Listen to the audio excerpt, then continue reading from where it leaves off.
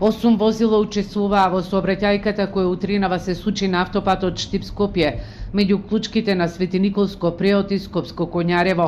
Од целината на ударите меѓу возилата или во чиличните банкини возилата се оштетени.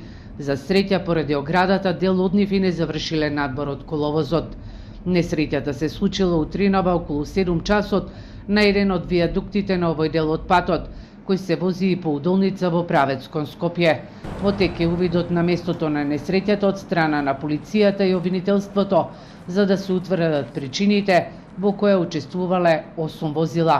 Дел од граѓаните на социјалните мрежи коментираат дека една од причините за несреќата е голомразицата на мостот, а други пак велат дека на овој дел од автопатот се вози над 130 км на час.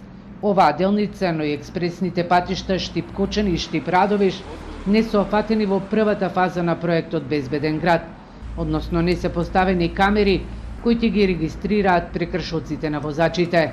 Инаку СВР Штип денеска информира дека и на тројца пијани возачи од пробишти Берово и Виничко Лески на возраст од 23, 25 и 37 години им се одземени возилата.